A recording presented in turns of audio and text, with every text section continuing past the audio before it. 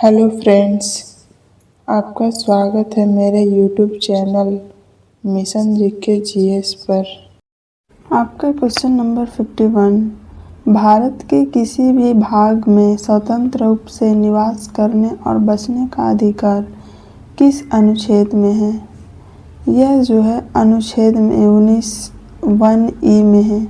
आपका सही आंसर हो जाएगा ऑप्शन नंबर सी। यह अधिकार केवल भारतीय नागरिकों को प्राप्त है। आपका अगला सवाल, कोई भी व्यवसाय, व्यापार या पेशा करने की स्वतंत्रता किस अनुच्छेद में है? आपका सही आंसर हो जाएगा ऑप्शन नंबर डी, 19(1)(g) में। इस स्वतंत्रता पर संविधान और निर्धारित उचित प्रतिबंध लगाए जा सकते हैं। आपका अगला सवाल, मौलिक अधिकारों का संरक्षक किसे माना जाता है? तो मौलिक अधिकारों का जो संरक्षक है वह सर्वोच्च न्यायालय को माना जाता है।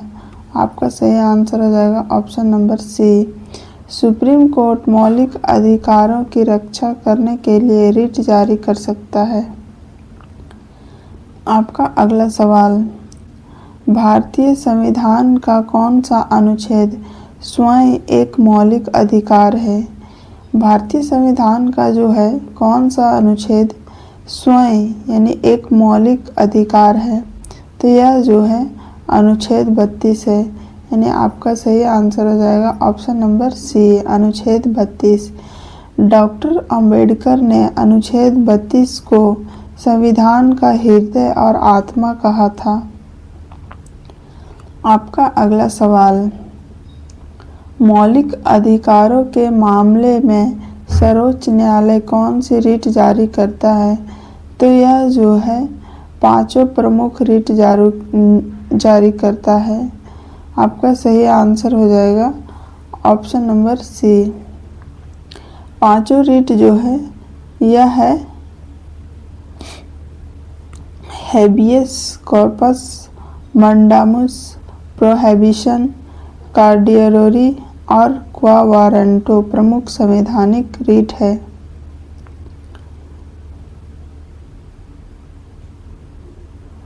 आपका अगला सवाल, कौन सा मौलिक अधिकार आपातकाल के दौरान भी विशेष रूप से सुरक्षित रहता है?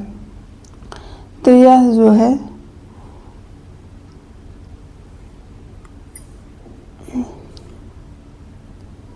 अनुच्छेद 20 है। यानी आपका सही आंसर हो जाएगा ऑप्शन नंबर ए, अनुच्छेद 20। अनुच्छेद 20 और 21 को आपातकाल में भी निलंबित नहीं किया जा सकता है। आपका अगला सवाल, धर्म, मूल वंश, जाति, लिंग या जन्म स्थान के आधार पर भेदभाव का निषेध किस अनुच्छेद में है? तो यह जो है अनुच्छेद 15 में है। यानी आपका सही आंसर हो जाएगा ऑप्शन नंबर बी, अनुच्छेद 15। आपका अगला सवाल, सार्वजनिक रोजगार में अवसर की समानता किस अनुच्छेद में है? यह जो है सार्वजनिक रोजगार के अवसर की समानता जो है अनुच्छेद 16 में है। यानी आपका सही आंसर हो जाएगा ऑप्शन नंबर सी। आपका अगला सवाल, भारत में अस्पृश्यता को समाप्त करने वाला अनुच्छेद कौन सा है? यह जो है अनुच्छेद 17 है। यानी आपका सही आंसर हो जाएगा ऑप्शन नंबर सी, अनुच्छेद 17। आपका अगला सवाल, भारत में नागरिकों को प्राप्त मौलिक अधिकारों की संख्या वर्तमान में कितनी है? वर्तमान में जो इसकी संख्या है यह है 6। यानी आपका सही आंसर हो जाएगा ऑप्शन नंबर सी। आपका अगला सवाल, राज्य के नीति निर्देशक तत्व संविधान के किस भाग में है? तो यह जो है संविधान के भाग 4 में है। यानी आपका सही आंसर हो जाएगा ऑप्शन नंबर सी। यह जो है DPSP अनुच्छेद 36 से 51 तक दिए गए हैं। आपका अगला सवाल, DPSP की प्रेरणा किस देश के संविधान से ली गई है? तो DPSP की प्रेरणा जो है आयरलैंड से ली गई है, यानी आपका सही आंसर हो जाएगा ऑप्शन नंबर बी, आयरलैंड। आपका अगला सवाल, राज्य के नीति निर्देशक तत्व किस प्रकार के हैं? राज्य के जो नीति निर्देशक तत्व है यह है न्यायालय द्वारा अपरिवर्तनीय। आपका सही आंसर हो जाएगा ऑप्शन नंबर बी। इन्हें न्यायालय द्वारा सीधे लागू नहीं कराया जा सकता, लेकिन शासन में ये मूलभूत माने गए हैं। आपका अगला सवाल,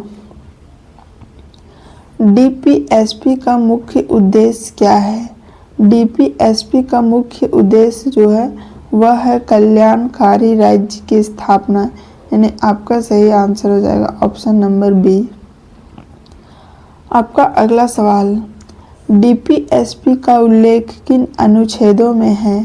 तो DPSP का उल्लेख जो है अनुच्छेद 36 से 51 में है, यानी आपका सही आंसर हो जाएगा ऑप्शन नंबर बी।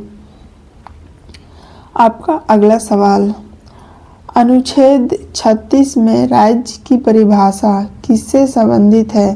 तो अनुच्छेद 36 में जो है राज्य की परिभाषा या DPSP से संबंधित है, यानी आपका सही आंसर हो जाएगा ऑप्शन नंबर बी। आपका अगला सवाल, सामाजिक, आर्थिक और राजनीतिक न्याय से युक्त व्यवस्था स्थापित करने का निर्देश किस अनुच्छेद में है? तो सामाजिक, आर्थिक और राजनीतिक न्याय से युक्त व्यवस्था स्थापित करने का निर्देश जो है वह अनुच्छेद 38 में है, यानी आपका सही आंसर हो जाएगा ऑप्शन नंबर ए। आपका अगला सवाल, आय की असमानताओं को कम करने का निर्देश किस अनुच्छेद में है? यह जो है अनुच्छेद 38 में है। आपका सही आंसर हो जाएगा ऑप्शन नंबर बी, अनुच्छेद 38। आपका अगला सवाल, पुरुष और महिला दोनों के लिए समान कार्य करने के लिए समान वेतन का सिद्धांत किस अनुच्छेद में है? तो यह जो है अनुच्छेद 39 में है, यानी आपका सही आंसर हो जाएगा ऑप्शन नंबर ए, अनुच्छेद 39। आपका अगला सवाल, नागरिकों को पर्याप्त आजीविका के साधन उपलब्ध कराने का निर्देश किस अनुच्छेद में है? यह जो है नागरिकों को अपर्याप्त आजीविका के साधन उपलब्ध कराने का निर्देश जो है वह अनुच्छेद 39 में है, यानी आपका सही आंसर हो जाएगा ऑप्शन नंबर बी। आपका अगला सवाल, सामान्य न्याय और निःशुल्क कानूनी सहायता किस अनुच्छेद में है? सामान्य न्याय और निःशुल्क कानूनी सहायता जो है यह किस अनुच्छेद में है? तो यह जो है अनुच्छेद 39A में है, यानी कि आपका सही आंसर हो जाएगा ऑप्शन नंबर ए, अनुच्छेद 39A में। 44वें संविधान संशोधन 1976 द्वारा अनुच्छेद 39A को जोड़ा गया। आपका अगला सवाल, ग्राम पंचायतों के संगठन का निर्देश किस अनुच्छेद में है? तो ग्राम पंचायतों के संगठन का निर्देश जो है यह अनुच्छेद 40 में है, यानी आपका सही आंसर हो जाएगा ऑप्शन नंबर बी। आपका अगला सवाल, काम, शिक्षा और सार्वजनिक सहायता के अधिकार की दिशा में राज्य को प्रयास करने का निर्देश किस अनुच्छेद में है? काम, शिक्षा और सार्वजनिक सहायता का अधिकार जो है यह अधिकार की दिशा में राज्य को प्रयास करने का निर्देश जो है यह अनुच्छेद 41 में है, यानी कि आपका सही आंसर हो जाएगा ऑप्शन नंबर बी। आपका अगला सवाल, काम की मानवीय दशाएं और प्रसूति सहायता किस अनुच्छेद में है? तो यह जो है अनुच्छेद 42 में है, यानी आपका सही आंसर हो जाएगा ऑप्शन नंबर बी। आपका अगला सवाल, जीवन निर्वाह योग्य मजदूरी और सम्मानजनक जीवन स्तर का प्रावधान किस अनुच्छेद में है? जीवन निर्वाह योग्य मजदूरी और सम्मानजनक जीवन स्तर का प्रावधान जो है यह अनुच्छेद 43 में है, यानी कि आपका सही आंसर हो जाएगा ऑप्शन नंबर बी। आपका अगला सवाल, कुटीर उद्योगों को बढ़ावा देने का निर्देश किस अनुच्छेद में है? तो यह जो है अनुच्छेद 43 में है, यानी आपका सही आंसर हो जाएगा ऑप्शन नंबर सी। आपका अगला सवाल, सहकारी समितियों को बढ़ावा देने से संबंधित प्रावधान किस अनुच्छेद में है? तो यह जो है अनुच्छेद 43 बी में है, यानी कि आपका सही आंसर हो जाएगा ऑप्शन नंबर बी। 97वें संविधान संशोधन द्वारा सहकारी समितियों से संबंधित प्रावधान जोड़े गए हैं। आपका अगला सवाल, उद्योगों के प्रबंधन में श्रमिकों की भागीदारी किस अनुच्छेद में है? उद्योगों की प्रबंधन जो है वो श्रमिकों की भागीदारी यह अनुच्छेद 43 ए में है, आपका सही आंसर हो जाएगा ऑप्शन नंबर सी। आपका अगला सवाल, समान नागरिकता संहिता यानी यूनिफॉर्म सिविल कोड का उल्लेख किस अनुच्छेद में है? तो यह जो है अनुच्छेद 44 में है, यानी कि आपका सही आंसर हो जाएगा ऑप्शन नंबर सी। आपका अगला सवाल, अनुच्छेद 44 किससे संबंधित है? अनुच्छेद 44 जो है यह समान नागरिक संहिता से संबंधित है, आपका सही आंसर हो जाएगा ऑप्शन नंबर बी। आपका अगला सवाल, 6 वर्ष से कम उम्र के बच्चों की देखभाल और शिक्षा का प्रावधान किस अनुच्छेद में है? तो यह जो है अनुच्छेद 45 में है, यानी कि आपका सही आंसर हो जाएगा ऑप्शन नंबर बी। आपका अगला सवाल, अनुसूचित जनजातियों के शैक्षणिक एवं आर्थिक हितों की उन्नति किस अनुच्छेद में है? तो यह जो है अनुच्छेद 46 में है, यानी आपका सही आंसर हो जाएगा ऑप्शन नंबर बी। आपका अगला सवाल, पोषण स्तर और लोक स्वास्थ्य को सुधारने का दायित्व किस अनुच्छेद में है?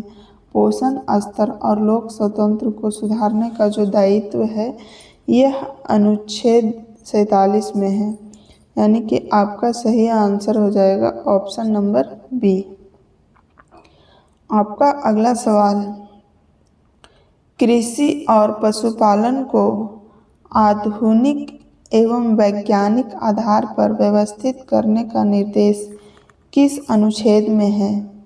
तो यह जो है अनुच्छेद 48 में है, आपका सही आंसर हो जाएगा ऑप्शन नंबर बी। आपका अगला सवाल, पर्यावरण की रक्षा और सुधार तथा वन और वन्य जीवों की सुरक्षा किस अनुच्छेद में है?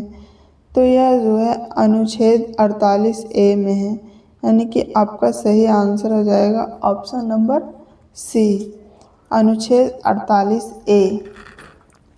आपका अगला सवाल, अनुच्छेद 48 ए किस संविधान संशोधन द्वारा जोड़ा गया है? अनुच्छेद 48 ए जो है यह किस संविधान संशोधन द्वारा जोड़ा गया है? तो आपका सही आंसर हो जाएगा ऑप्शन नंबर ए, 42वां संविधान संशोधन। आपका अगला सवाल, राष्ट्रीय महत्व के स्मारकों की रक्षा का प्रावधान किस अनुच्छेद में है?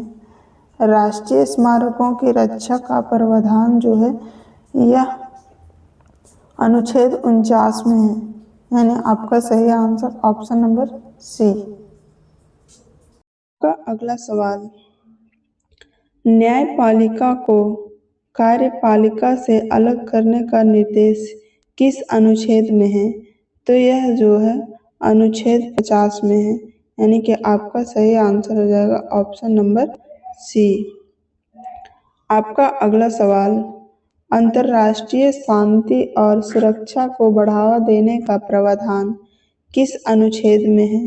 तो अंतर्राष्ट्रीय शांति और सुरक्षा को बढ़ावा देने का प्रावधान जो है वह अनुच्छेद 51 में है। आपका सही आंसर हो जाएगा ऑप्शन नंबर सी। आपका अगला सवाल, अंतर्राष्ट्रीय विवादों के मध्यस्थता द्वारा निपटारे को प्रोत्साहित करने का उल्लेख किस अनुच्छेद में है? अंतर्राष्ट्रीय विवादों के मध्यस्थता द्वारा निपटारे को प्रोत्साहित करने का उल्लेख जो है यह अनुच्छेद 51 में है, यानी कि आपका सही आंसर हो जाएगा ऑप्शन नंबर डी। आपका अगला सवाल, डीपीएसपी को संविधान में शामिल करने का मुख्य उद्देश्य क्या है? डीपीएसपी को संविधान में शामिल करने का मुख्य उद्देश्य जो है यह है सामाजिक आर्थिक लोकतंत्र स्थापित करना। आपका सही आंसर ऑप्शन नंबर बी। आपका अगला सवाल, मौलिक अधिकार और डीपीएसपी के बीच मुख्य अंतर क्या है? मौलिक अधिकार और डीपीएसपी के बीच जो है मुख्य अंतर यह जो है मौलिक अधिकार न्यायालय द्वारा परिवर्तनीय है और डीपीएसपी नहीं, यानी कि आपका सही आंसर हो जाएगा ऑप्शन नंबर बी। आपका अगला सवाल, संविधान के भाग 3 और भाग 4 दोनों मिलकर लोकतांत्रिक शासन के महत्वपूर्ण आधार है। आपका अगला सवाल, निम्न में से कौन डीपीएसपी में शामिल नहीं है? तो यह जो है प्रेस की स्वतंत्रता जो है डीपीएसपी में शामिल नहीं है। आपका सही आंसर ऑप्शन नंबर डी। आपका अगला सवाल, सामान्य कार्य के लिए समान वेतन किस प्रकार सिद्धांत है? समान कार्य के लिए समान वेतन जो है यह डीपीएसपी प्रकार का सिद्धांत है, यानी आपका सही आंसर ऑप्शन नंबर बी हो जाएगा।